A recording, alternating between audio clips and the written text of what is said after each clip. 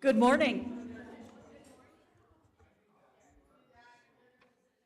Welcome to, God, this is the first Wednesday in September. Oh my stars. So glad to see you all here. I would like to start off by giving an honorable mention to Sarah. Where is she? She's working, that's why. If you see Sarah, tell her thank you. She just does such a great job with putting everything together and making sure that everything happens. There's Sarah.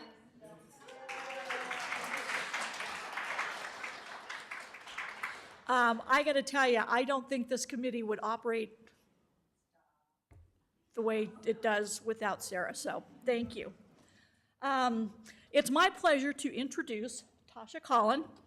Tasha has dedicated her career to supporting the mental health and well-being of the LGBTQ plus community. Through roles in clinical services, community care, and educational outreach, she has been a steady source of support, compassion, and advocacy. Since 2018, Tasha has offered clinical mental health services, creating safe and affirming spaces where people can feel seen, valued, and understood. In addition to her clinical work, Tasha has shared her knowledge widely by leading LGBTQ plus training for nonprofits, mental health organizations, schools, and other agencies. Her teaching helps professionals build more inclusive environments and better serve their communities. Tasha holds a master's degree in clinical psychology. You say that 3 times fast. Tasha holds a master's degree in clinical psychology with a concentration in LGBTQ affirmative psychology and community psychology. More than just credentials, though, what stands out about Tasha is the heart and humanity she brings to everything she does.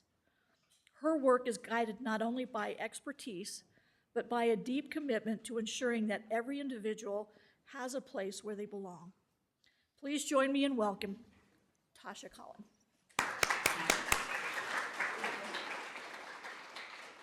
Hi, everyone. I'm going to attempt to put on my mic right now, so give me a second. I move around a lot, otherwise I would have used this one.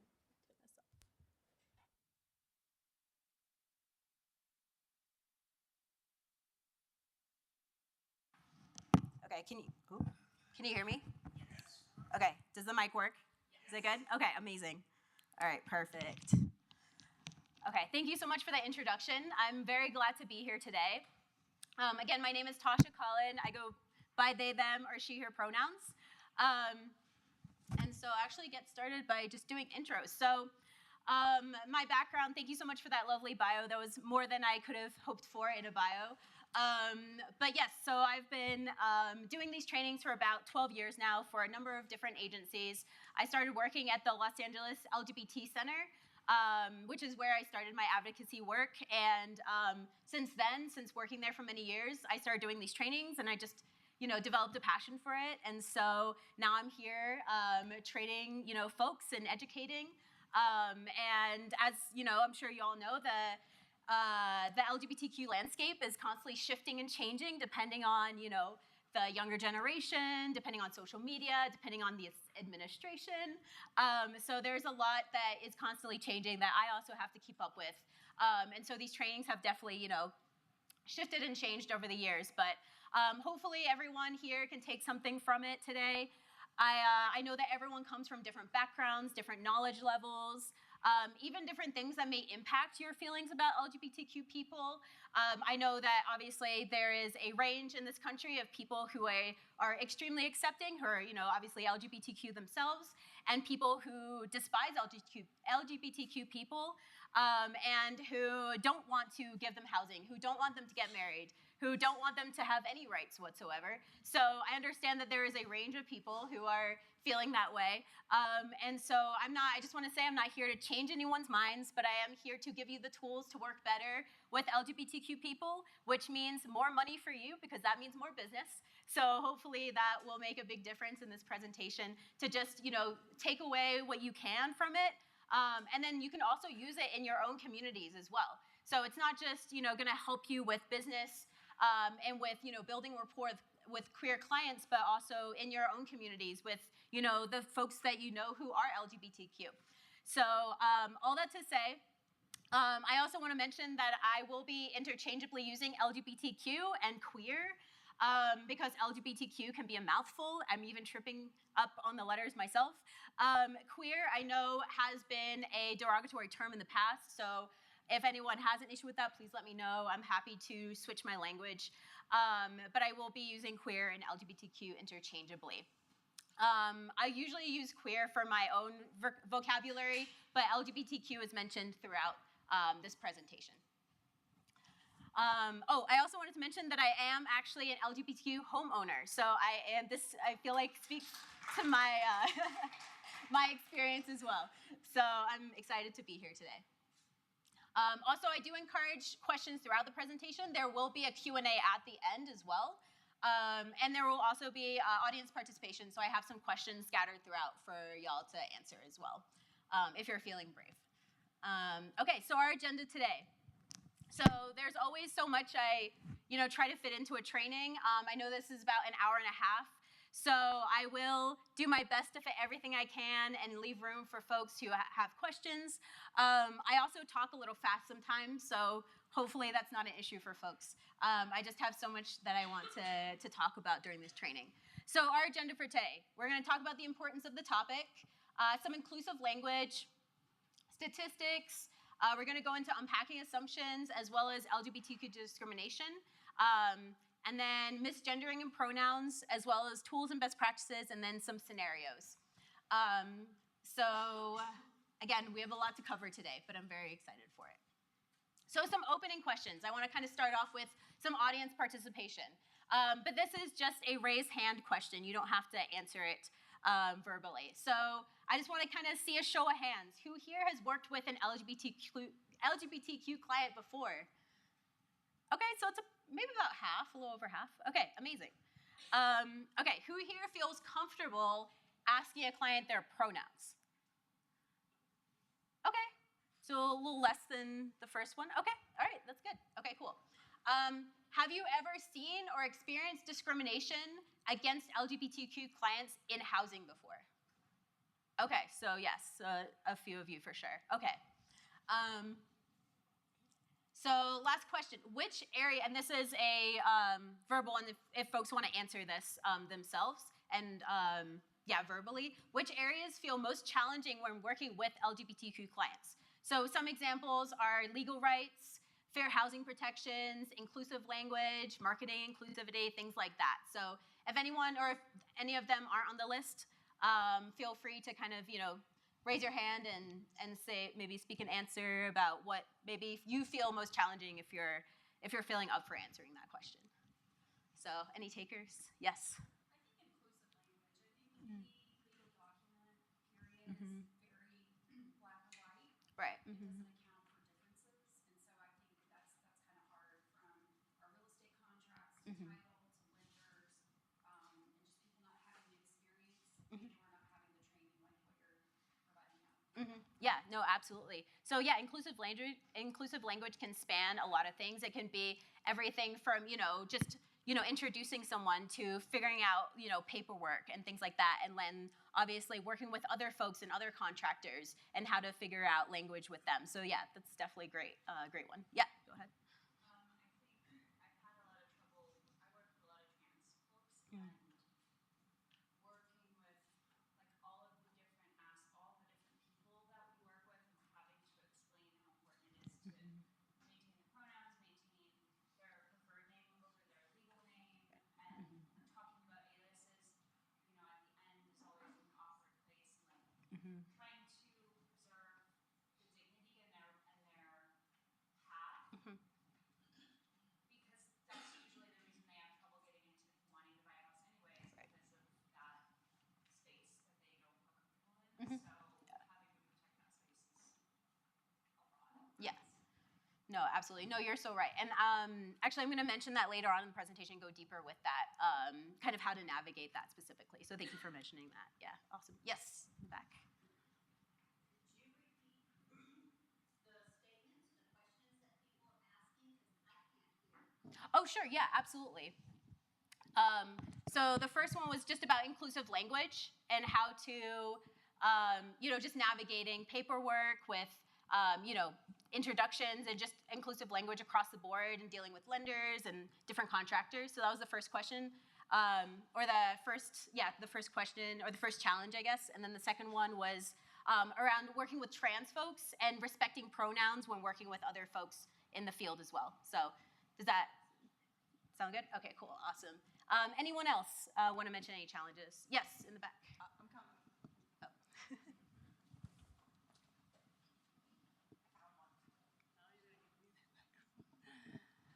Okay, yes, the reason why I'm here taking these classes because I do feel challenged with pronouns. I don't want to make anybody uncomfortable, so I don't really know what to say, how to say it, when to say it. So it's challenging for me. I'm being honest. Yeah, no, thank you for the vulnerability around that. I will definitely be talking more about pronouns as well. So we're going to go deeper into how to ask, what to do when maybe you mess up with pronouns and things like that. So that's a great one as well. Okay, awesome. Any last ones before we move on? Okay, awesome. No, those are great. Thank you so much for that. Some statistics just to kind of show you what the generations look like in terms of LGBTQ identity. So you can see as time goes on that more people are identifying as LGBTQ. So the Gen Z population, 23.1% of Gen Zers identify as LGBTQ, and they are the people who are going to be coming into the housing market.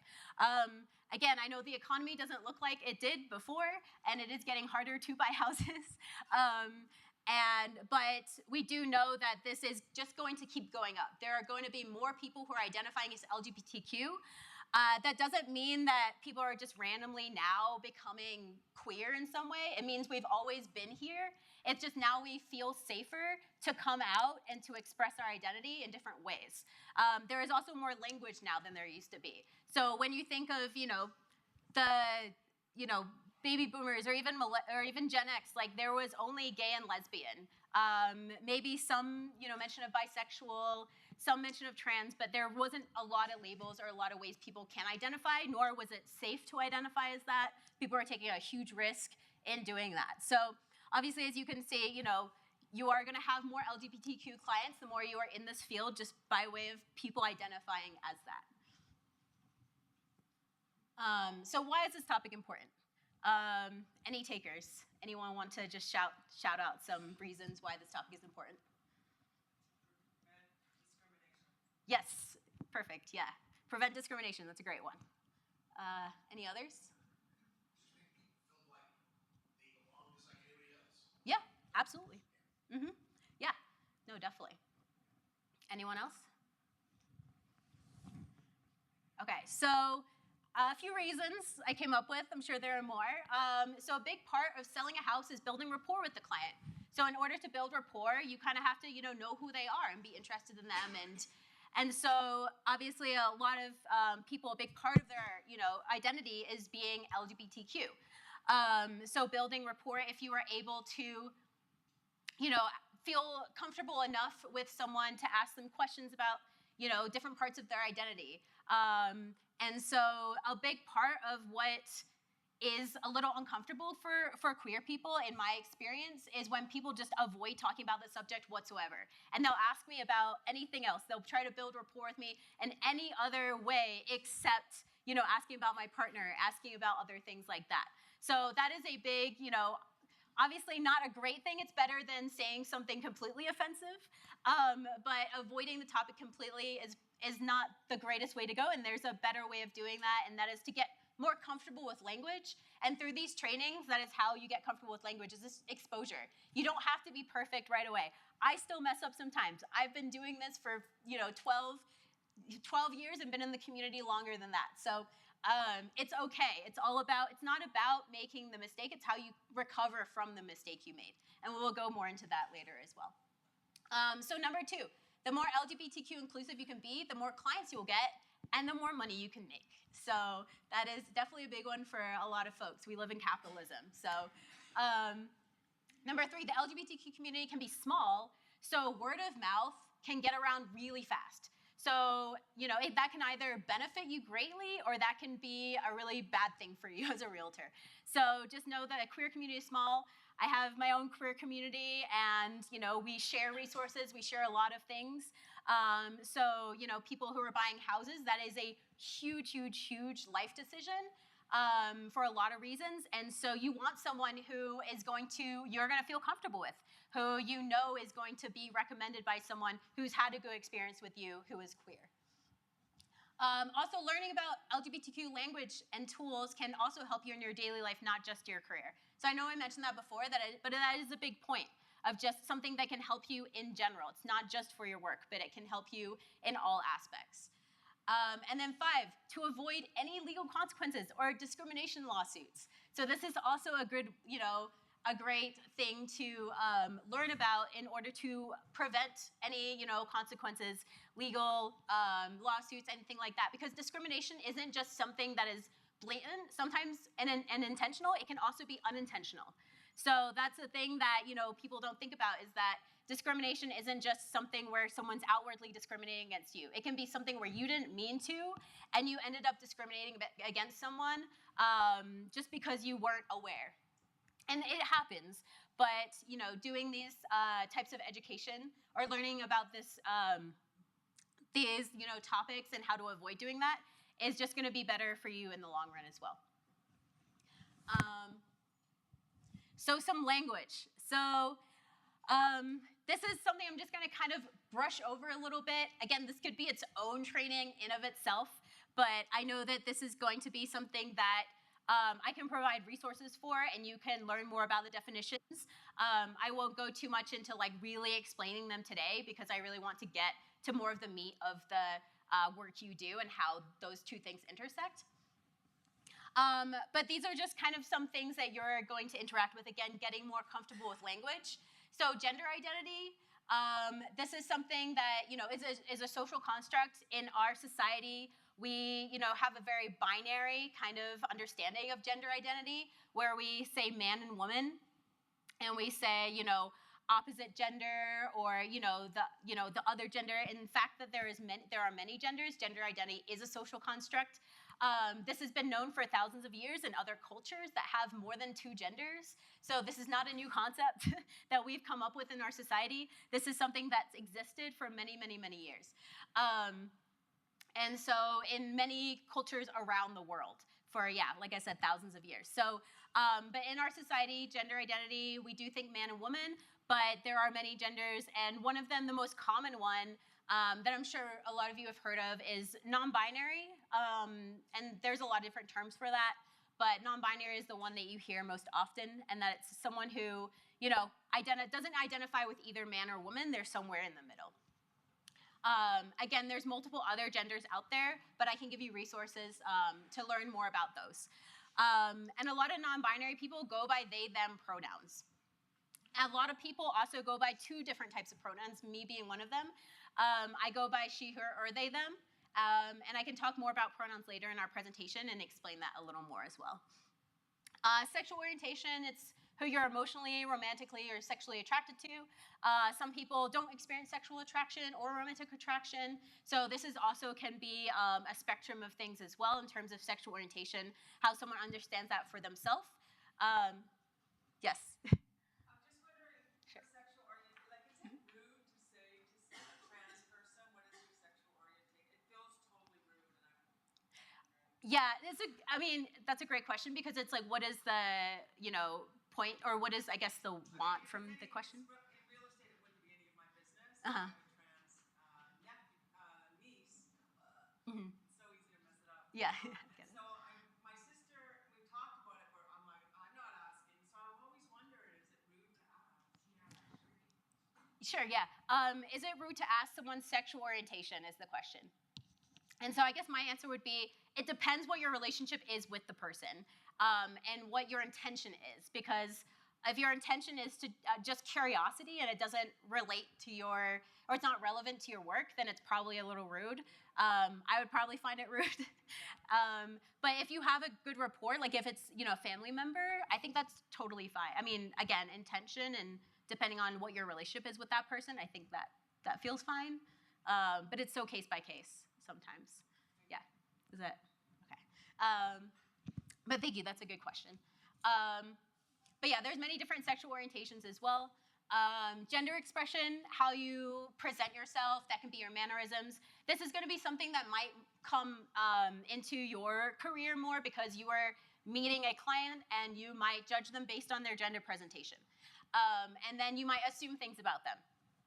So that is one thing I want everyone to take away is never make assumptions. I know we talk, obviously people know that, don't assume things, but sometimes our implicit biases come into it and we just automatically assume and we don't even think about it. So this is also a training on trying to challenge your assumptions about queer people. Depending on how I dress, I could look very straight or I could look very queer. So, it all depends. You can't assume what someone's pronouns are or what someone's gender identity is based on their expression. Sex assigned at birth, this is, what some people know as biological sex, but again, the language has shifted over the years, so now we say sex assigned at birth, which then you can see the AMAB stands for assigned male at birth, and then AFAB is assigned female at birth. So hopefully I tried to make the slides a little higher so folks in the back can see it, but if anyone can't see the bottom of the slide, please let me know. So this is just a little bit of the language around, the different aspects of people because some people conflate gender identity with sexual orientation, and it happens, I get it. But again, they're all different ways to identify. You can kind of mix and match them all. Everyone is very unique in who they are. You can't put anyone in boxes. So a few more language terms around maybe things that would be relevant to the work you do. So pronouns. Again, I'm going to go more into using pronouns later, but pronouns are just a different way of, identifying yourself. So I use they, them, she, her pronouns. And again, people can use multiple pronouns interchangeably. There are other types of pronouns, which, again, I guess I'll get into later as well. But two-spirit is a big one. It is not the equivalent to trans. It is its own definition. And two-spirit is actually an umbrella term. And I bring this up because obviously in New Mexico, there's a lot of folks, indigenous native folks who, I'm sure do use two-spirit for themselves. And like I said, two-spirit is an umbrella term. Depending on the tribe, they have their own name for someone, who is two-spirit. So that's like talking about again, it's not equivalent, but in the trans community, there's trans as an umbrella and there's a lot of different genders under trans as well. So I know that can be a little confusing. Again, I have resources that will help people visualize. I know sometimes a lot of obstacles that happen for people are just around language and being like, there's too many words. I don't know what to say, what's happening, and so people get tripped up and they're like, I don't want to do it at all. I get it. There's a lot of language, and again, you don't have to memorize it. You don't have to know the definitions. You just have to be exposed to it, and then it's about if you have that rapport with someone, asking them more about how they identify. Dead naming. This is a big one that might come up for folks. So dead naming is basically using someone's, given name that they have since birth instead of using their chosen name. So this can be very damaging for folks because, again, right off the bat, if you dead name someone, that can shut someone down immediately. And they can feel like you're not safe. They can feel like, oh, I'm uncomfortable. There can be a lot of repercussions to dead naming someone. And again, you don't have to, be perfect in this. And we'll go into how to recover from dead naming a little later too. Similar to misgendering. So this is how to refer to someone in a way that, if you misgender them, so it's using the wrong gender identity or pronouns versus the wrong name. So it's a similar concept, just different, the name versus the pronouns themselves. So this is a chart, again, am happy to give this presentation to y'all so you can have like actually these charts and have all this language. But these are just a few, again, when you come into figuring out how to use inclusive language, there's a lot of things that I'm sure people just automatically say, like, you know, mom and dad, husband, wife, things like that, opposite sex. So the first few are going to pertain to maybe, you know, inclusive language more in terms of how you use it in your career. But again, how many people feel like I guess a raise of hands, how many people feel like they, you know, unintentionally use very gendered language and binary language? Raise your hand. Okay, so a lot of you, yeah. Even I am guilty of that sometimes. I say guys a lot. It is not great, but I do it sometimes. I'll say, hey guys, or, you know, but I try to use y'all a lot, or folks. Again, this is something that isn't gonna happen overnight. It is something that everyone has been conditioned to use in our society because it is binary. So it is not your fault. Yes, I see a hand back there. Yeah. Yeah. It's true, yeah. Yeah. Yeah. Right, yeah. Yes, no, I get it. So to repeat that, so she was saying that people who use, like, a lot of people in the younger generation use, like, bro or dude a lot. So a lot of, like, language is gendered, and it's hard because language is so complex that, like, it's not a black and white situation. It's not like if you use bro, like, that is completely bad. Like, again, it's gonna be within the context and within the community you're using it in. And sometimes, like, I will still use guys, like, I get it. There are some things that I definitely stay away from. Like, if I'm addressing an audience, I don't say, hey, ladies and gentlemen. You know, I say, hi, everyone, hey, folks, hey, you know. So those are things that I do more. The other things that are like guys or dude or bro feel more like slang and feel more like, it can pass. But if someone does have a problem with it, then, you know, obviously maybe shift your language. But to me, in my opinion, obviously other people might have different opinions about this, but in my opinion, I think things like guys isn't a big deal. But if you want to just try to practice using more inclusive language, try to just use neutral language across the board. Even if you feel like it's not a big deal to use guys, just try to do it for your own practice, because, you know, practice is better than, you know, just continuing to use the language you're used to. But that's a great one, yeah. So does anyone else have any other questions or thoughts? Yeah. Just in language, like what I find myself, I've grown up to always say yes, ma'am, yes, sir, Right. no, sir, no, sir, yes, ma'am, whatever. Yeah. And so if I'm interacting with somebody, even at, you know, a fast food place, and they serve me food, I always go, thank you, ma'am, or thank you, sir. Mm-hmm. And then sometimes I'm like maybe maybe that's not how they identify themselves. Like how do I change that? Like what do I say instead of? Because I'm trying to be polite, right? But yeah. I also know at the same time I might be misgendering somebody, and that Right. feels pretty bad. And I don't know how to like go backwards and fix it right there in the moment. And I just kind of walk off. You know what I mean? So yeah, no, I get that. And maybe it's a thing of just like not using the ma'am or sir at all, and just being thank you. So does that? Yeah, I don't know if that feels.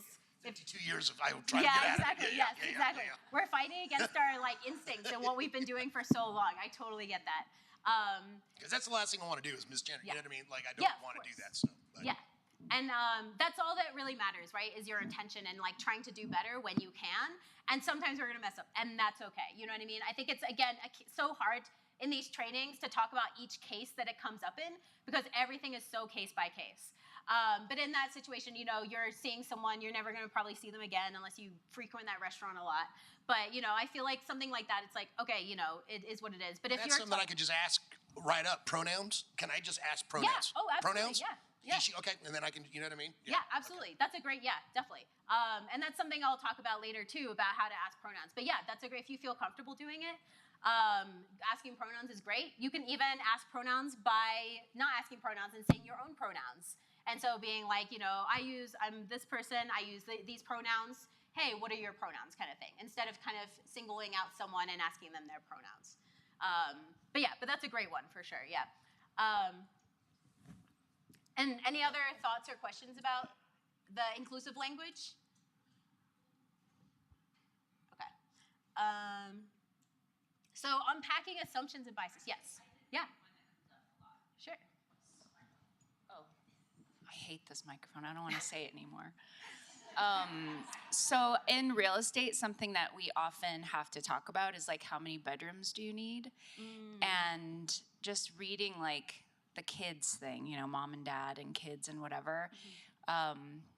When you're out with folks in the LGBTQ community, you don't know if they have kids, and you don't know, you know, in general, this isn't even just for LGBTQ, but like asking how many bedrooms do you need and not asking, do you have children, I think has been a huge game changer for me, because it's like, maybe you need a whole bedroom for your dog leashes or for your whatever you do. Like, it's really none of my business. And I think it's another like place in the language that we assume if you're a man and a woman that you must have children or there's something wrong with you.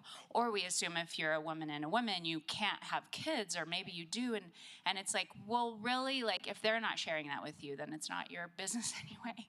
So in our world, like, I think it makes a big difference of just being like, how many bedrooms do you need? And then stop. And if they share, that's great, but you know, anyway, it just reminded me of that on here. Yeah, no, that's great. Thank you for mentioning that, because I think, yeah, any way that you can be more, like, I guess just inclusive or like open about questions that get you the same result, but you're not assuming anything about someone, I think that's great. I think that's perfect. Yeah, because you really don't know how many bedrooms. You don't want to assume, yeah, if someone, like, yeah, we live in, again, a heteronormative society where sometimes our assumption that is if there's a husband and wife that they have kids, or that they are wanting kids or something, you know what I mean? That kids are involved in some way. So yeah, any assumptions, I would say, yeah, try to shift your language, but I think that's a great way of doing it. So thank you for bringing that up. Okay, so unpacking assumptions and biases. So try to look at the time. Okay, we have an hour. So if anyone wants to answer this question, how can assumptions about an LGBTQ client impact your sales or work in general?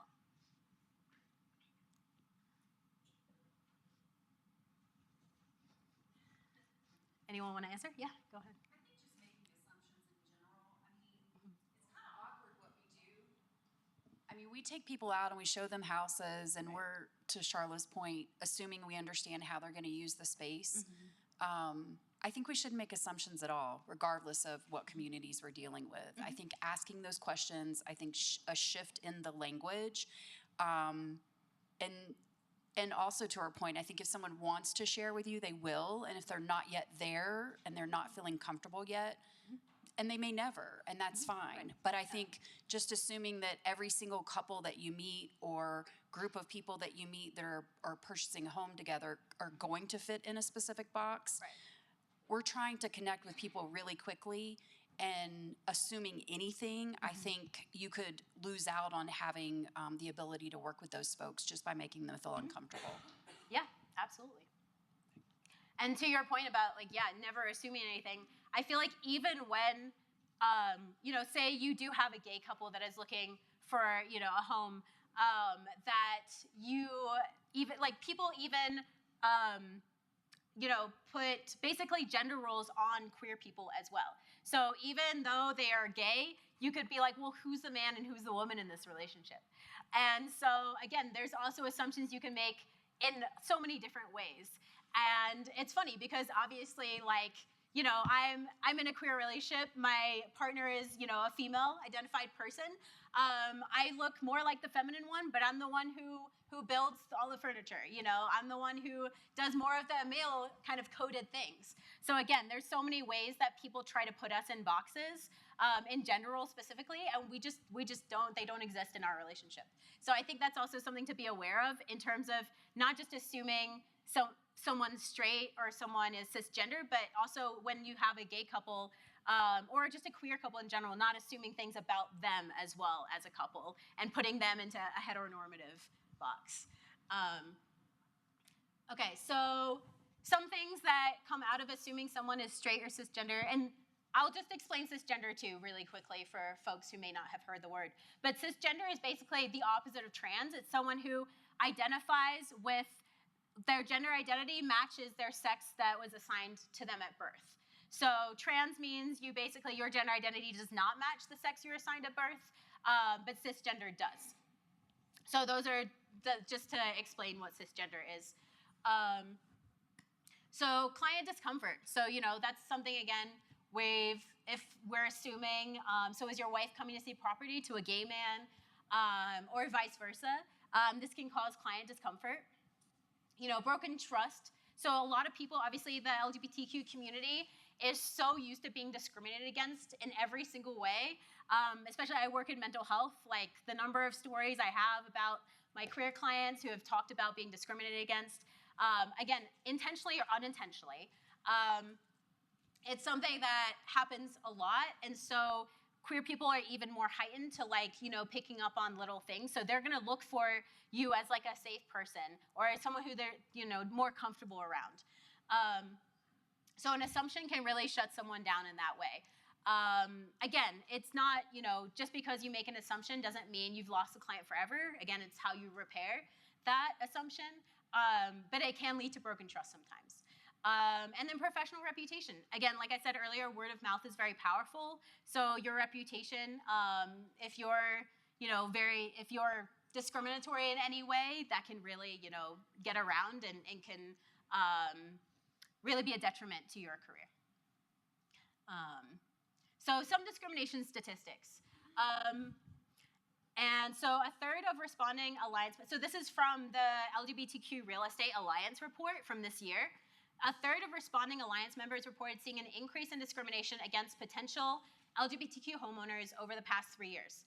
So since 2022, there has been an increase. I would say that I don't know what that's attributed to. I do know that in our society, there are more and more and more anti-LGBTQ bills coming out and just laws in general. So I think there is this wave of the more queer people are being accepted and being represented and being out and proud, the more you're going to get an opposition to that, which is where I think a lot of these laws and a lot of this discrimination is coming from, where people are pushing back even harder. So that is my theory. I don't know if that's correct, but that is just what I can think of why this is increasing a lot. And then also 15% of the respondents indicated examples of blatant discrimination at the industry level had risen. So again, this is since 2022. And then the last one, so fear of housing discrimination more than doubled for LGBTQ people when stating barriers to homeownership. So it was about 12% in 2022. Now it's up to 25%. So again, everything keeps increasing. So that is even more reason why these types of trainings are important. And unfortunately, because of our administration, I've lost a lot of work because I do a lot of DEI training. So this is something that try to hold on to it while you can, because these are going to be very scarce the more the years go on, at least with this administration. So this is just a graphic about just all the different types of discrimination that happen in real estate in the LGBTQ community. I don't want to kind of go through it and read everything to you, but you can kind of just take a look at it. And again, if you want this presentation, and this is also in the LGBTQ Alliance report as well. So, oh, and you have the handout. Yes, this is on the handout too. Perfect. Yes, thank you. So you can take a look at it on the handout as well. Oh, yes, go ahead. How do the legal forms needing signature not adequately represent the life experiences? Because it says buyer or seller on all of our forms. So just tell me maybe some. So which one? Sorry, which one is it? It's the second one. Oh, the maybe second I'm one. just not thinking.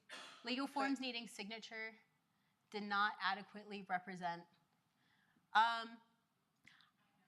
I'm thinking. Does anyone have an answer to that? Yeah. Where I've seen it come up is with lender and title forms, because there's a lot of language husband, wife, or so not Correct, not on realtor forms, but we're seeing it right, where there's not that space for alternative titles. Yeah, and also how you take title. They sometimes can assume with same-sex couples that they want, what is it, tenants or joint tenancy versus tenants in common, and which is ridiculous. Just ask everyone, I think. But anyway, that's where we've seen it. Awesome. Cool. Thank you so much for answering that. That is my one kind of like blind spot on all of this is I'm not super familiar with all the jargon or how it works completely. So thank you for answering those questions. Okay, so these are just a few kind of just how to recognize LGBTQ housing discrimination. This isn't an exhaustive list, but these are things that I feel like, pertain to just maybe things that LGBTQ people can experience. And I also want to just say that between making an assumption and blatantly discriminating is a spectrum. It's not going to be like you assume or you discriminate. Again, there's like a spectrum of things that there are people who are going to blatantly discriminate against you or against me because I'm LGBTQ. There are also people that might unintentionally do it or people that just make assumptions. So again, it's a spectrum. But these are more, I guess, like feel more blatant to me at least. So refusing to sell, rent, lease, exchange for discriminatory reasons, denying a loan, or offering different financial terms, discriminating in rental amounts, security deposits, saying, publishing, or displaying a racial, religious, sexual, or ethnic preference with respect to the sale of rental housing, or representing that an available dwelling is not available for inspection, sale, or rental when in fact it is. So any of these things that, again, if you're doing any of these, I would say that really take a look at, your own feelings about LGBTQ people as a whole. And again, I don't know if anyone here would be in that category of doing that because you're here, but I'm not sure if it's like an elective thing you come to, but hopefully, I don't know if people are required to come here or not, but hopefully everyone is here because they want to learn more about it. So I want to say that this wouldn't apply to anyone, but it does happen. Okay, so we're going to get into pronouns a little more. 1.6% of adults identified as transgender or non-binary. This is from 2022 because it's the Pew Research Center. But younger adults under 30 showing a much higher rate of 5.1%. So when you're thinking of, we saw like at the beginning the statistic about Gen Z being 23%. And then 5% of the population under 30, so about Gen Z, are trans or non-binary. So that is when you think about like 5%, that's like a pretty big, significant percentage of folks who may use different pronouns, who may have different gender expressions, have different gender identities. So again, this might not be something that could apply to you right now, but it will be something that will come up in the future. I guarantee it. If you haven't had an LGBTQ client yet, you will. Even if you didn't know it yet, you might have already had one. Who knows? But yeah, this is definitely something, it's not just about learning about it now, but learning about it for the future as well. So asking for someone's pronouns gets more comfortable the more you do it. So it just takes practice. You can use flashcards. You can just, talk to yourself in your head and use the pronoun for that person. Even I need to practice this sometimes. I've had a friend for the last 10 years who's always, since I've known them, gone by they, them pronouns. They just switched to he, him pronouns, and I am having the hardest time with it. So it is something that even I need to get used to and practice for myself. Pronouns take practice. It won't happen overnight. And so normalize asking pronouns. I think, like you were saying earlier, can I just ask? And I'm like, yeah, that's great. I think normalizing asking pronouns is great. I will say that some people that, like, I've heard of stories and have possibly experienced in the past, but some people get offended when you ask them their pronouns. They're like, can't you see I'm a woman? And that can happen. I get it. It can happen. But it is something that, again, you can just be like, well, I just want to, I'm asking all the questions I can just to make sure, I'm understanding, like, you don't have to answer it if you don't want to. This is just a standard question, and you can just kind of say it like that. Like, it's just a standard kind of like intro question to ask someone their name, their pronouns, things like that. So that's part of normalizing it. The other part of normalizing it is you can use your own pronouns to introduce yourself. This isn't something that like I mean, it's hard because like I feel like in the queer community it's so normalized. But when I'm outside of the queer community, I definitely don't do it as much as I should. But it is something, again, if the more you build it into what you do and normalize it, the more it's just going to become a way of society, and the more it won't be this thing that people have to be trained on or that have to, that don't understand what it is. So again, our society keeps shifting so much. This isn't something that is out of the realm of possibility for the future, that is just built in. It's already being built in more to, different trainings, to different, meetings, things like that. People go around, share their name and pronouns. And then just use more inclusive and gender neutral language overall, like we were talking about, the chart we saw earlier. So this is another like little chart to kind of like, people are like, how do I use they, them? And so the examples can be helpful where it's like, oh, they are speaking, I listen to them. The backpack is theirs. So a lot of people, say that it's grammatically incorrect. They, them as a singular pronoun is grammatically incorrect. That is not true. Webster's Dictionary has they, them as a singular pronoun. It is something that people have used forever. If you, have a party and someone leaves a backpack at their party, at a party, and someone's like, oh, whose backpack is this? Is it, is it their backpack? Or, you use basically like gender neutral pronouns a lot. And so it's something that, again, is like can be so normalized. But people realize that they're like, when they have to use it, they're like, this doesn't sound right. But people use it so much, even without even realizing that they use gender neutral pronouns. The last pronoun, Z, there's, again, so many different pronouns people can use. I will say this is something you probably don't have to worry about. Even myself being in the queer community for a very long time, I rarely come across people that use other pronouns than they, them, but it is something that does happen. So just as like an exposure thing, just know there might be someone who might use that pronoun at some point in the future. And again, it's not about understanding. I mean, it's great to want to understand pronouns and someone's gender identity, but it's not about understanding. It's just about respecting the pronoun. That is all you have to do. You don't have to agree with it. You don't have to understand it. It could go against your own values in some way, but you just have to respect it. And the same, the person would respect you if you use, I say it like if you go by, Michael, if your name is Michael, but you go by Mike, you might be like, well, I don't like the name Mike, but you don't say that to the person. You're like, no, okay, you go by Mike. I'll call you Mike. You don't just keep calling them Michael because you don't like Mike. So that's kind of how I explain pronouns a little bit, and this chart makes it a little easier to kind of see the examples. So talking about kind of pronouns and going into dead naming and misgendering. So I'm gonna ask y'all, when do you think this would come up, that like dead naming or misgendering might be something that would come up in your work? Yes? I just had this the other day. Okay. On Facebook, I always, do happy birthdays, and I've known this person since they were a child, and there's been a fluid change, and it changed again since the last time I wished this person a happy birthday. And the confusion for me comes with some people on Facebook put their funny nickname that they've made up that they don't really go by.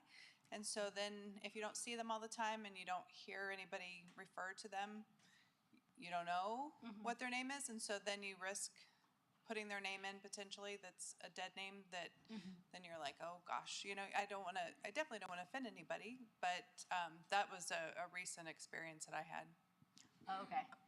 So you weren't sure like how to use, or you didn't want to dead name them, but you weren't sure how to use. Right, and I didn't go back to their original name, of course. Like I know that they would have to go back to that in some public way. I would assume, but I don't just like saying happy birthday and leaving it like that. To me, that's really impersonal. So I used the initial that they used to use, that they've extended now, because I don't know if that's the name. Anyway, so okay. that's, and it's not somebody that I'm super close with. So I didn't feel the need to send a private message and be like, and ask questions, because then it's like, oh brother, here's the old lady who's trying to be cool and ask questions, right? So anyway, there we go. Yeah. No, I think that's great. And again, you kind of, yeah.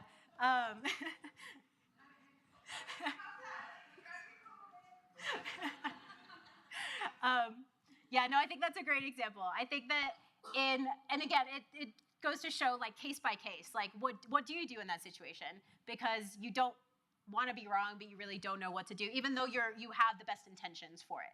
You know, you're not trying to dead name them or misgender them in any way. But in those situations, I don't know. I don't know if it would feel like, depending on what you say, you don't know this person that well, but like depending on, like, you could use other words like love or like friend, or, you know, things like, sometimes I say that, I'm like, oh, happy birthday friend, or something like that. So there's so much language, but it can get tricky. And again, like, if you say something wrong, it's up to the person to be like, hey, I actually don't go by that anymore.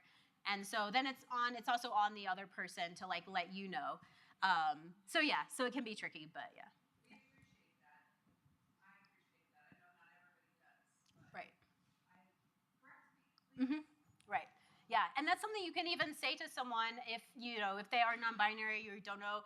Be like, hey, like, I'm sorry if I'm so used to using certain language. Like, if I mess up, please correct me. Like, I'm very open to learning, and just kind of give that kind of like preface of like, it's not my intention. And that's also something you can use with clients that you work with too, and be like, I'm still learning, and it comes with it's the humility aspect of it.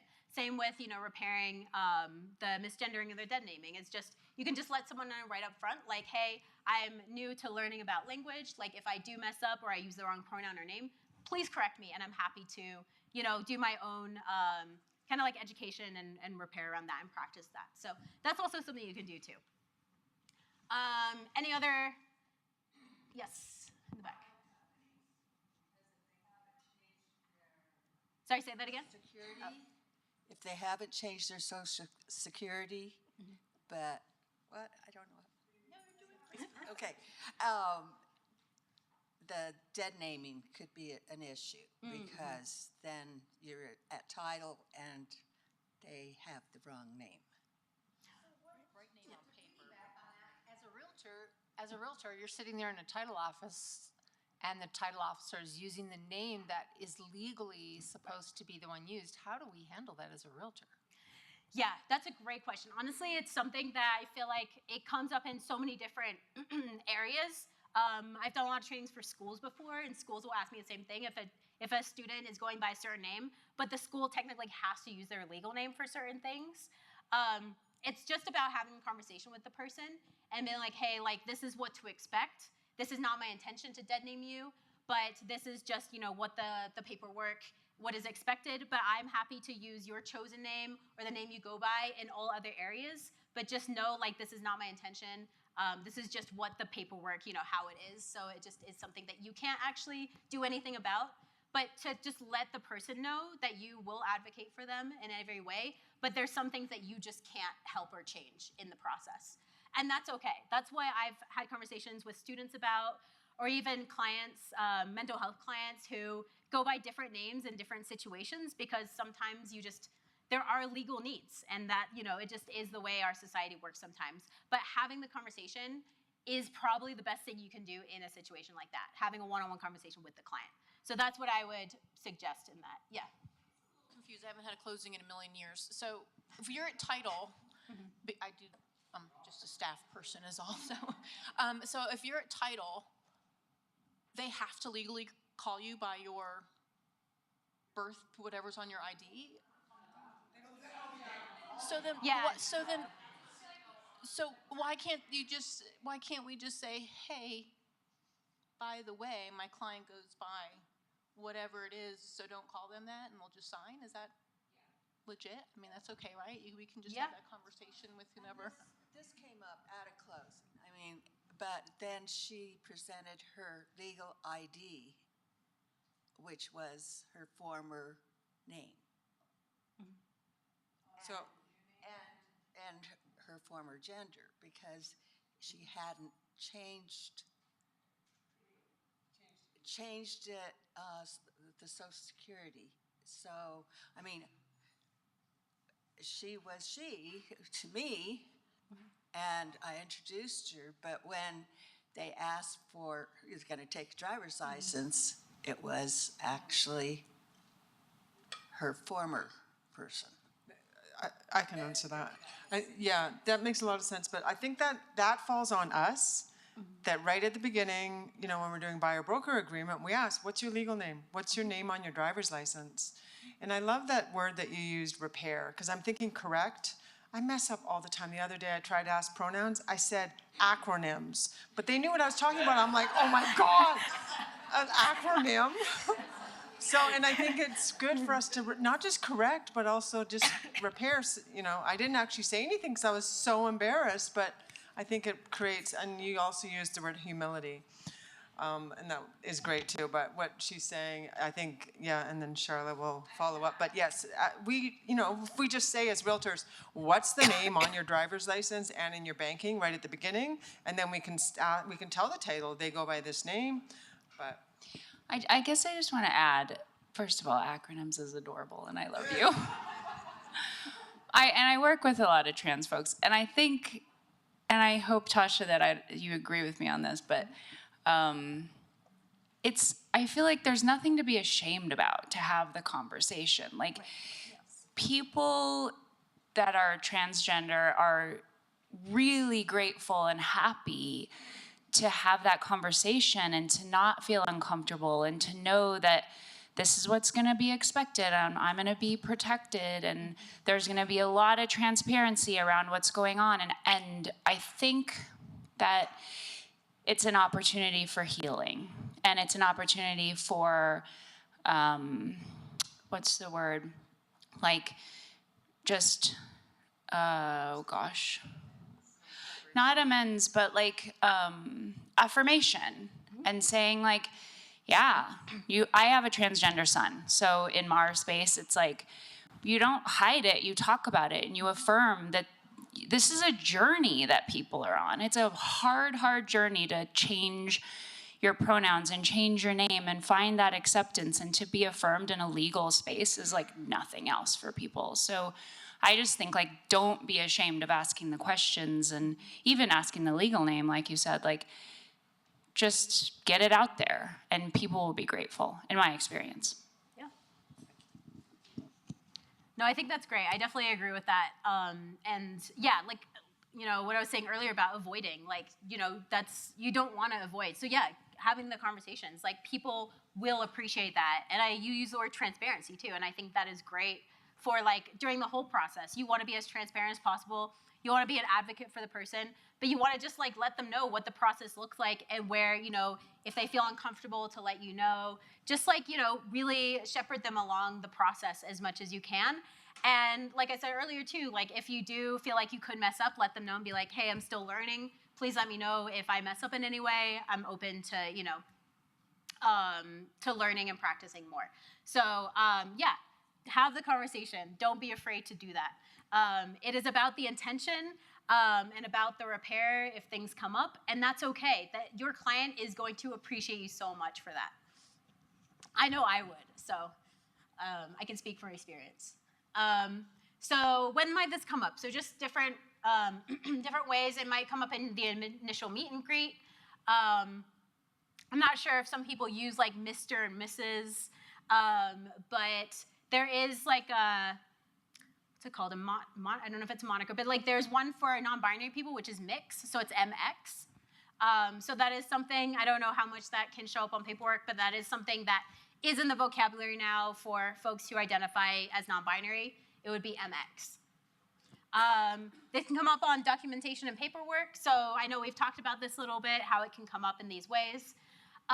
Third-party communications, so figuring out how to, again, advocate for your client. The people you're working with, whether it's lenders or other contractors, they may not be, they might not be informed about, you know, LGBTQ topics or how to, you know, use pronouns, or they could also be just very blatantly anti-LGBTQ, and that could also be something you come into contact with. So there is a lot that, again, you might be up against, and you just have to do your best. You can't make anyone use any name, any pronoun that you feel like is more respectful. Like, people can be not great. So that is something that just to be aware of when you're working with people. You can't always make sure things go as smoothly as possible, but you can just do your best to advocate. And then introducing clients or partners of clients. So again, what we talked about with dead naming, misgendering. If you, is this on the next slide? Yes. So basically recovering. So like if you are, so say you're introducing someone or you're saying hi to someone and you're like, hi, and you use the incorrect name. And then you automatically notice and you're like, oh, I'm so sorry, I meant this name. And then you just say, I'm sorry, use the correct name, and then you just move on. And so don't make it like, biggest thing, don't make it a big deal. Don't over apologize. Don't be like, oh my God, I'm so sorry. I didn't mean to. I've been blah, blah, blah. And you go into your own story. And the person's just standing there being like, it's not a big deal. So just, I know people, like some people really do care and want to use the right pronouns and names, and that's great. But something people also do is make it about themselves because they mess up and they feel so bad. Again, the more you do it, the more you get used to, accidentally misgendering or dead naming and messing up, and the more you just can repair and move on and do better next time, the better. So again, this comes with like pronouns too. Like I do it all the time, and sometimes I might not even be aware of it. So again, it's on the other person to then correct me if they feel comfortable. And the other person is only gonna correct you if they feel comfortable with you. They probably won't correct you if they don't feel like you're a safe person or that you're going to receive that well. So then, again, it's all about like how you show up for the client, how you advocate, the conversations you have with them, that they're going to feel like they can correct you. And it just be something where it's not a big deal. Again, it doesn't have to be a big deal. Some people, again, avoid using language, avoid saying things, avoid conversations because they get uncomfortable and they're like, I'm gonna say the wrong thing. It's, what if I mess up? I can't live with that, just whatever. People get in their own heads about it. So the more you do this and just like brush it off and do better next time, the better it can be for everyone involved. And so how to ask. So like we talked about earlier, share your own pronouns. I don't know if some people have their pronouns in their email signatures. That's already an initial thing that shows a client that you are someone who is LGBTQ affirming.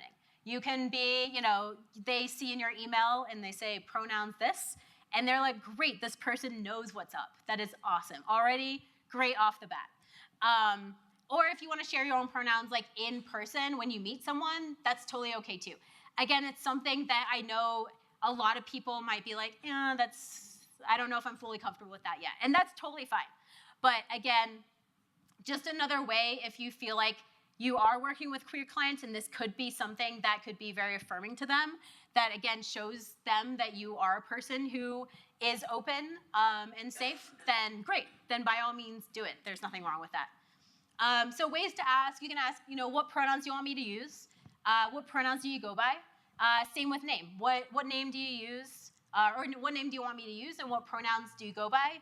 Avoid using preferred pronouns because it is not a preference, it is just their pronouns. Preference feels like, oh, it's a choice if you use their pronouns or not. It is not a choice. Just respect the pronoun, and that's why it's just pronouns and not preferred pronouns. You also might have heard the term gender pronoun. That is also fine, but pronoun is pretty standard. And then, have a section for pronouns on any initial forms or applications. If there's like a way you like want to know someone's pronouns but don't want to ask, I don't know if there's any like initial forms where you can put like, that are maybe unofficial, that you can just have like name and pronouns. Or you can do like, I don't know if on the forms it has like legal name, but then there's also a section for like, what, if you go by like a nickname or something, or a chosen name, there could also be that on a legal paperwork form. I don't know if that already exists. But just another added layer of like respecting someone's identity, but knowing that you still have to use their legal name. So there's a lot of different ways you can ask someone their pronouns. Okay. So some scenarios. So this is kind of, we're gonna do scenarios and then kind of best practices. We have about half an hour, and then I know there's a Q&A at the end. But I'm kind of wanting just to see like if there's anything that I know some people have mentioned some scenarios and some situations that you've experienced so far with queer folks. But I kind of just want to open it up to everyone and see what have people experienced? You know, what could be helpful? What have people been stuck on in terms of working with queer folks, or, you know, being afraid to work with queer folks for whatever reason? So some of the questions, feel free to answer any of them. What are some scenarios you've been in? What are some that you have heard of? What are some situations that you're afraid of what to do if they come up with a client? Like some that you're just anticipating, if this comes up, I actually don't know what I would do in that situation. And then the last one, are there any that have come up in the workplace between realtors? That maybe you've heard a realtor make an inappropriate comment about an LGBTQ client, or things like that. So this is obviously like something that is great to know, or great to know how to like navigate with clients. But if you also have a coworker, there's another realtor who isn't, you're like, oh, this doesn't sit right with me, but I don't know how to address it. That's also something that can come up too, because that also, you know, involves the client and relates to the client. So yeah, I'm gonna just kind of open it up to the floor for any kind of scenarios or situations. Yeah. I once said, oh, it was so embarrassing. Well, as you can tell, I've said many embarrassing things, and it's hard, but I said, I was excited, and I'd never asked them what their pronouns were, and it was, see, I can't even say what I was gonna say just now. These were two queer, blah. Anyway, I said, ladies, I got excited about something. Ladies, come and see this in this room. And I was like, oh shit. And then I was like, what are your pronouns? And I just said it because one of them said, I have never been called a lady in my life. And I was like, oh God. So I just kind of had to like be humble once again. And I think that it comes with this whole area feels like there's a lot of mistakes that I've made. And once I said, what is your pronoun? They said, oh, I'm so happy you asked. And then they're like, they both wanted they, them. And I was like, okay, we got it. I might mess up. Just tell me. And so, yeah, there's a lot of humility and messing up, I think, in this whole area that I think from my experience, they actually are appreciative of me just talking about it rather than just scrolling right by it. Right, absolutely, yeah.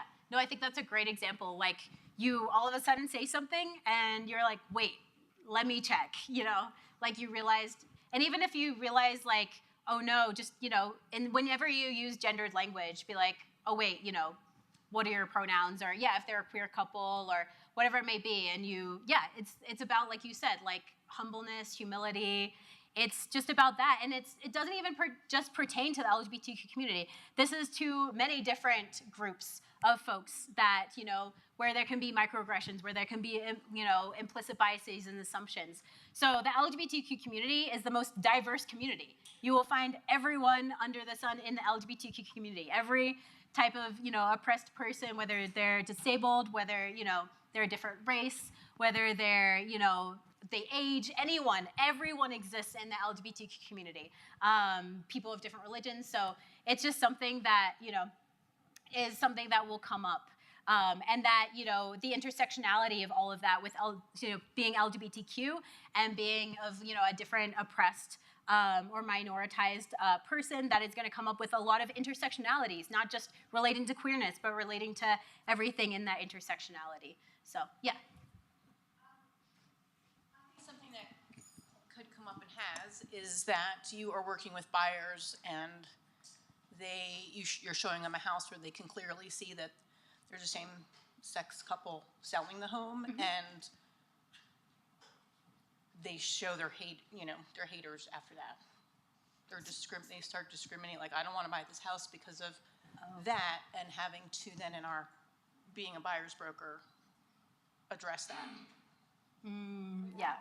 Yes, we have, and that's why I'm bringing it up. So now, of course, the broker, has to have this uncomfortable conversation, or fire them, or whatever, you know. So that could definitely happen. Yeah. So basically you're saying that someone, when they learn that someone, like there is a queer couple who is selling the home.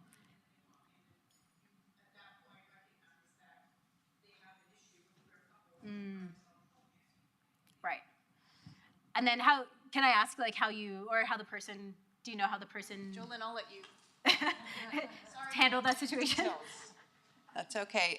So yeah, one of our brokers had the situation, and actually I think came to Bridget first as the QB of the company, and said, "Hey, I've got these buyers that have decided they're not going to buy this house because they notice that it's a gay couple that are selling," and they said some very not nice things, and so. I run the relocation department, so this is a buyer given to us by a relocation management company who's moving their employee across the country. And so there was this added layer, and things have been handled differently in the past. And so anyway, Bridget was very supportive of our broker who no longer wanted to work with this person. And so we decided we no longer wanted to work with this person either. And when I went back to the relocation management company consultant and told her what happened, I was pleasantly surprised that she was in support of us as well. And so I don't think that that's always been the case. And I always used to say, when you get into real estate, you can't have any bumper stickers. You can't say how you feel, and you want to be able to work with everyone because you don't want to segment your business or lose business or whatever. But as I've gotten older and you go down the road long enough, you do realize that you don't want to work with people who are so ignorant and whatever. But I also, live with a clash of communities also in my personal life, and we see that in business as well. But, it's just really nice to work for a brokerage that supports this. And in the past, I think we've always wanted to say, oh, we just need to put our heads down and get the transaction done, and don't listen to that. You know what I mean? But no, we don't want to do that. And so it ended up being really good all the way around in the end. Yes, and they needed to go work with someone else. Okay. I don't know where they went.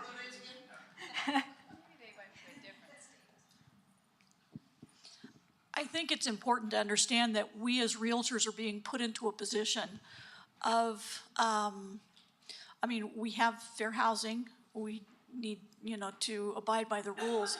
But as to whether we're going to grin and bear it and get through the transaction and get it done, or are we going to make the decisions that in this case needed to be made?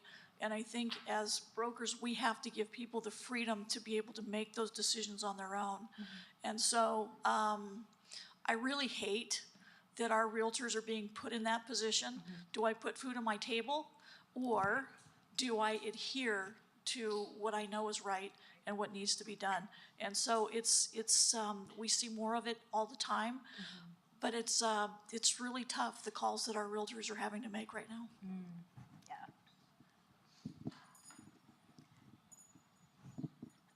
One thing about our contracts I don't like is when we're writing an offer, we have to put the client's names. And so we don't know if the seller is discriminating because you have two women's names or an ethnic name, or even I had a client that was famous, and when they sent the counter, they're like, well, I know who he is. He can afford the house. So I just think that, and I've thought this for a long time, I don't understand why we have to have the client's names on the purchase agreement during the offer stage at least, because it does cause discrimination in many facets. It should be blind. I like that. That's good.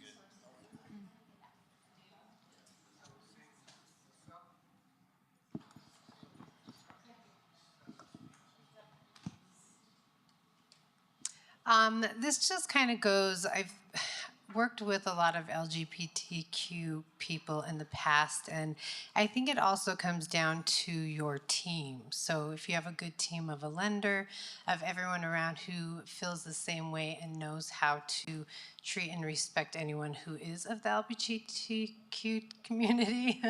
I had a situation a while back where we were working with two non-binary, and we had a lender, and we did speak to this lender and say, hey, just want to make sure they are non-binary. Please don't use, she or her. And Unfortunately, as the transaction was going on and the emails were going back and forth, she and her was used quite a few times, and we kept having to go back and remind again, please don't. They are coming to us and saying, why do they keep doing this? So it just kind of continued on throughout the transaction, and then I had to go back to the lender and say, you gotta stop using she and her when you send them emails. We've had this conversation. And the reaction I got was, why does it matter? And so after that, we just, don't send any of our people to that lender anymore. But again, it comes down to the team who you have and who you can trust, who will treat them as well as you do. Absolutely. I don't know if I've had, maybe all my clientele has been eligible. I have no idea. You know what I mean? I think just treating people with respect. I mean, and it doesn't really, any of these questions really pertain to it, but I love the fact that I've had clients that are just straight up and tell you, hey, this is who I am. Do you still want to work with me? And it breaks my heart that they even think that they have to. I had a client a couple months ago that, within the first 2 seconds, I answered the phone. I was referred to you by XYZ. He goes, just to let you know, I'm a gay man. I'm married to a man. That's okay. So what are we buying? It kind of broke my heart that for him to have to feel like he had to say that. And I don't know if that makes any point or anything like that, but I just think I treat everybody the same. If they're a good person, I'll treat you. If you're an asshole, then I'm going to treat you like an asshole. You know what I mean? If you're a good person, Exactly. then I could care less. If you want me to call you whatever, I'll call you whatever you want me to and treat you however, as long as you're a good person, I'm good with it. So. Yeah.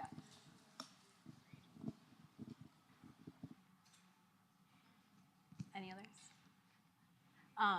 I think, I'm grateful for everyone who has talked about their experiences, and I think you all make really great points in terms of just it's going to be really hard in a lot of cases, like y'all mentioned. And it's all about, someone said having a good team, figuring out, what you're willing to do, but it is a hard decision. It is, deciding between putting, food on the table or making this, I guess more of a moral decision. But it is something that it sets a precedent. And it's also something that you are just going to have to advocate a lot for clients sometimes. I think someone mentioned an email where you're just going back and forth and you're constantly having to advocate. And it's going to be exhausting, but it is, again, this person's your client and they, you want to respect them. And so advocating as much as you can, like I said earlier, you can never change how someone is, and they might even be like, well, why does it matter? Which again is something I hear about a lot, it's just a pronoun, why does it matter?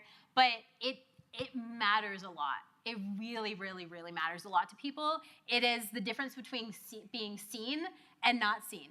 People who are trans and who are non-binary they experience discrimination on so many levels, in so many ways. On an individual level, a meso level, a macro level, they're seeing their rights taken away in the news. They're seeing people discriminate against them all the time. They're being dead named, misgendered all the time. They're, constantly being, there are hate crimes. There's everything. So when you say pronouns, why does it matter?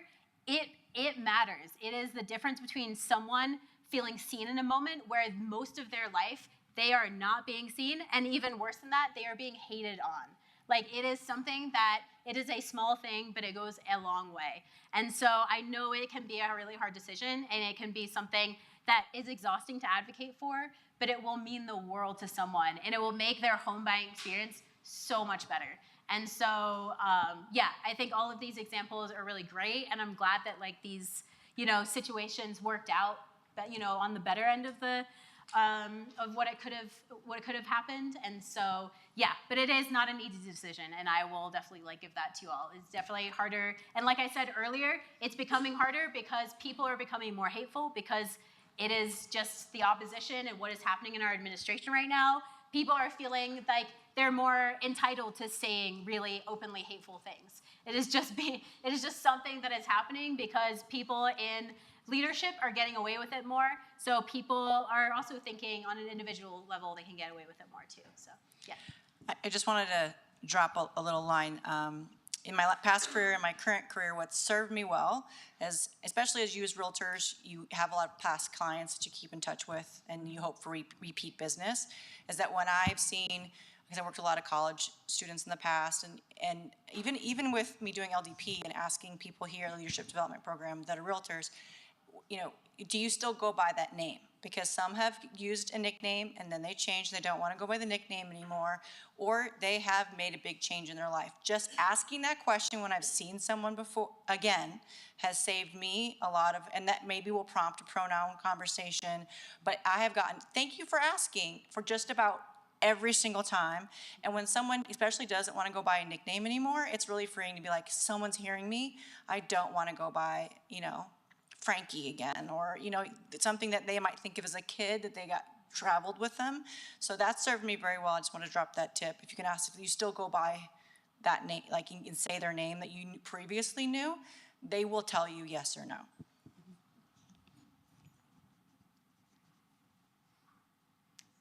No, and that's great, and I'm glad you brought that up. And also, that made me think about when you think about pronouns, and someone say used to go by she pronouns, and now goes by like they, them, or he, him pronouns. You don't want to use she, her to refer to someone in the past. You always want to use their like current pronouns, if that makes sense. Like if someone, like say they're AMAB, they were assigned male at birth, but now they go by she, her pronouns, and they identify as female. And say they like changed pronouns when they were like 20 years old.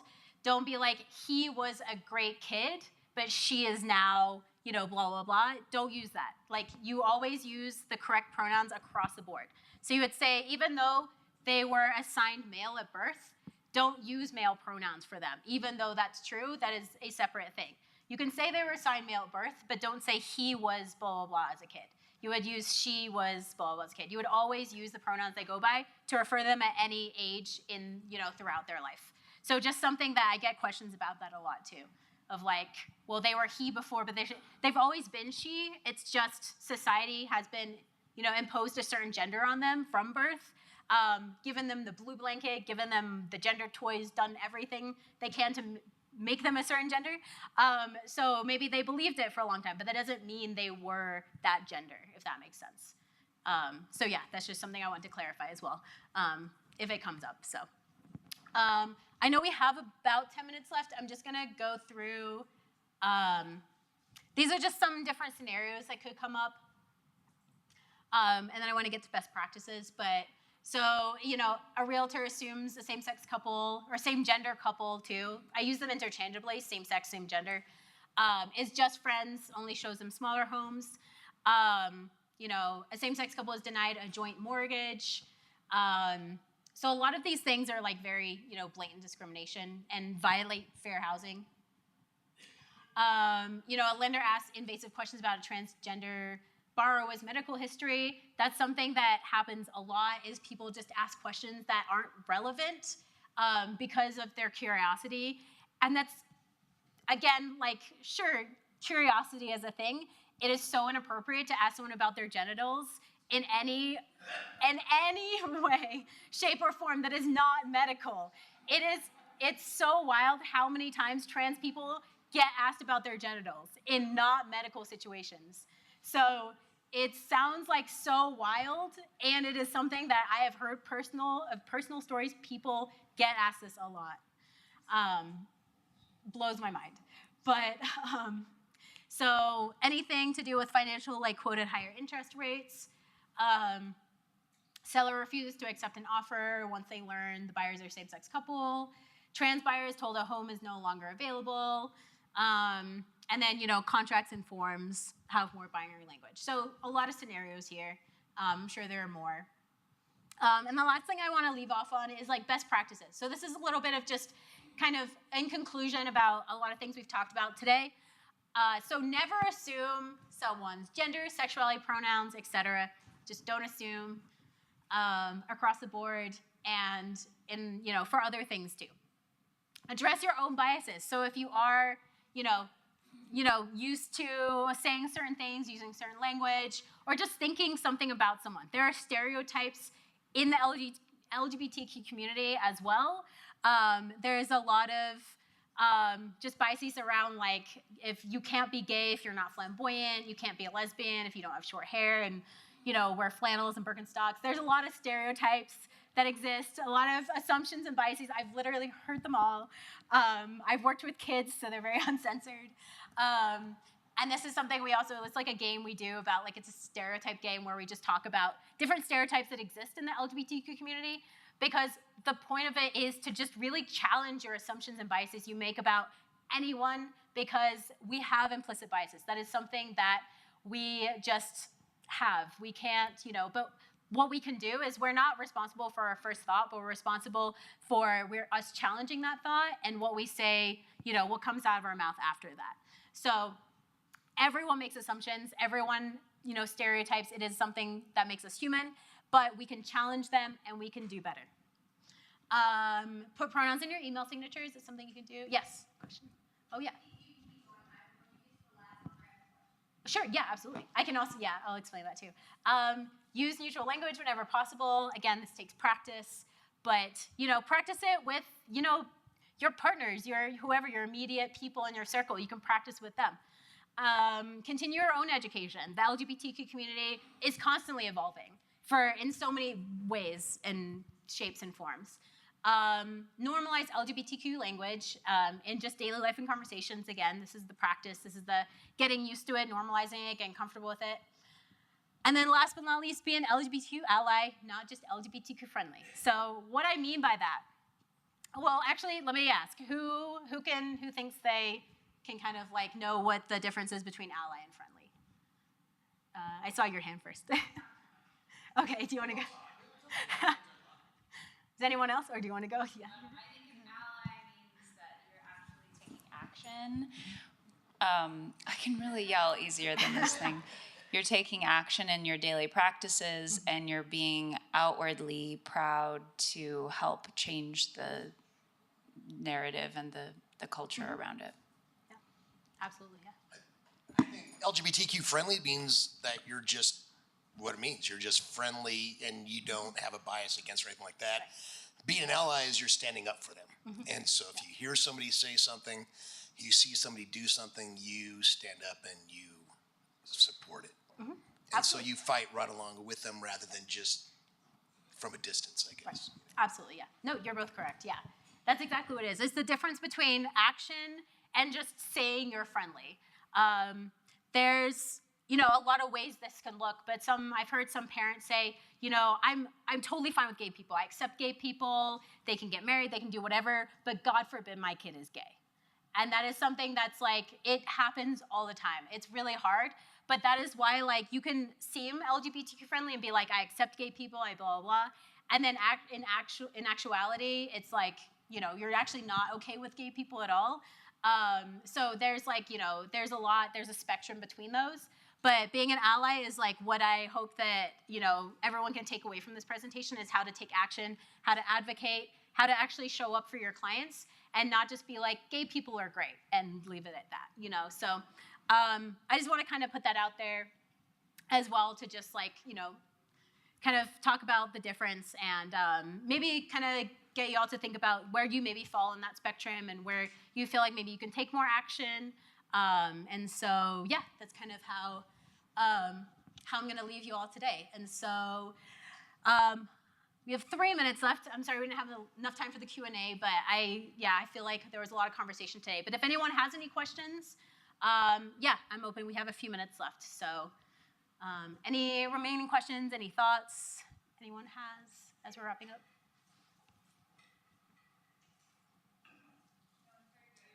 Okay. Awesome. Thank you. Great. Thank you, everyone, for your participation and for being here today. Yeah. Oh, good. I'm glad.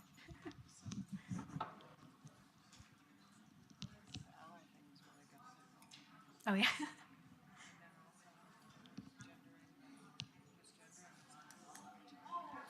Right. Yeah, that's a big one. I hear that a lot. Yeah.